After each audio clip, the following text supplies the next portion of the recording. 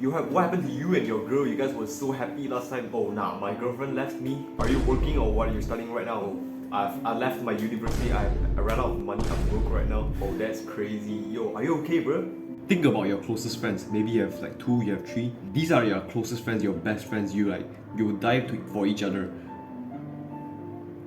And one day they hate you so much, they want you to literally get out of their life. Imagine that situation. Maybe it's not happened to you, but imagine that happened to me 2 times in my life. Once in high school and another time in my university life. And I've taken the time to reflect on my own actions, but let's not talk about that.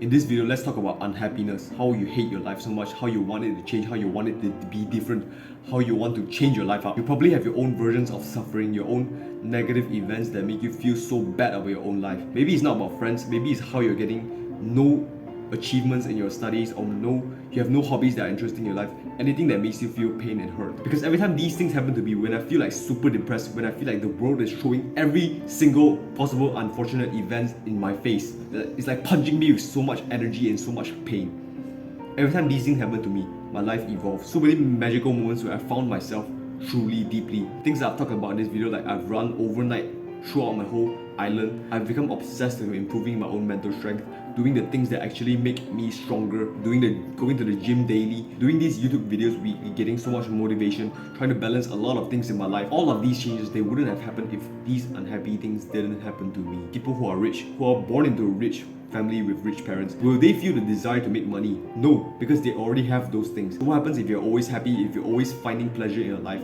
How to make my life fun, how to enjoy life, I want to eat ice cream today. If you always feel good, will you have the desire to make your life better? Everyone will be unhappy sometime in their day, every single day. So maybe it's not unhappy people that I'm talking about. I'm talking about the people who are actually aware and conscious of their pain, who are hurting deeply because they want something to change, not the people who delude themselves and ignore the pain and try to make their life always happy. Because would you rather be someone that's unhappy but noticing that and changing it up so that they can live to their fullest potential? Or would you want to be someone that's unhappy and his life is still unsatisfactory, he still does not take the actions to change his life? If you always feel unhappy and you are always conscious and aware of that, you feel like, shit, I must change something up, something must change, this cannot go on forever. You are someone that's special because you are not a pussy like everyone else who just ignore the pain, think about other things, how to have fun. What should I do tomorrow?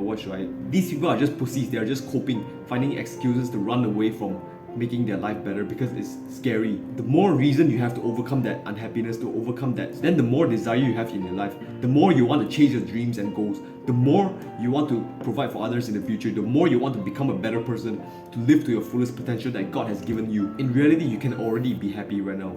That's true. The people that I called pussy just now, I'm sorry, but they actually have a reason to be happy, because of course they can still get a stable job in the future, or they have one right now where it's like they can live right now but they don't live to their fullest potential, but at least they're happy. You can already be this kind of person where they're living in the average life below all of the people on top, but they're okay with it. You can already have all the resources and support from your family. You are chasing this unhappiness yourself, and there's a good thing. Let me tell you about my story of my first rejection.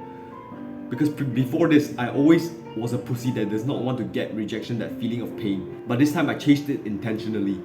I went up to the girl and confessed my feelings, even though I know that I was a loser that has no reason to get a girlfriend, that she has no reason to be with me. I knew that already. I knew I was going to fail.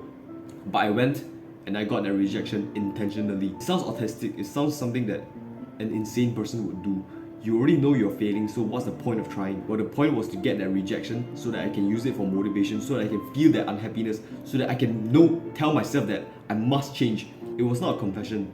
It was a promise to myself that I need to become better. Unhappiness keeps you in touch with that burning, passionate fire inside of you, that fire inside of your heart that you have since you were a child. You want to be an astronaut. You want to be someone that changes the world completely.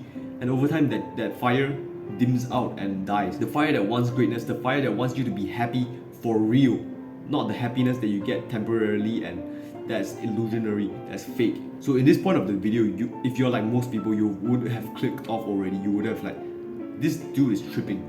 No way, what is he saying? No way being unhappy is good. I don't want to be unhappy. If you're like most people, if you're like these average pussies, you would have clicked off. But if you're here right now, if this relates to you at any point, to any extent, then you're on the right path, because you realize that unhappiness is something that's inevitable, something that's actually good for you. If you're capable of seeing that unhappiness as growth, giving you more desire and motivation to change your life, then unhappiness equals happiness.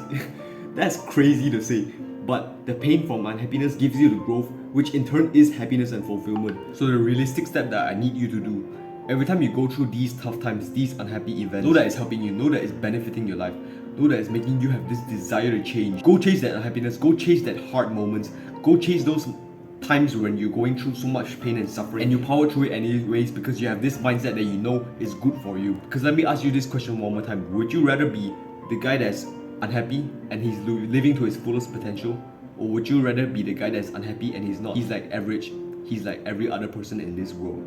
To you, joining us on this journey of self-improvement, our future is bright.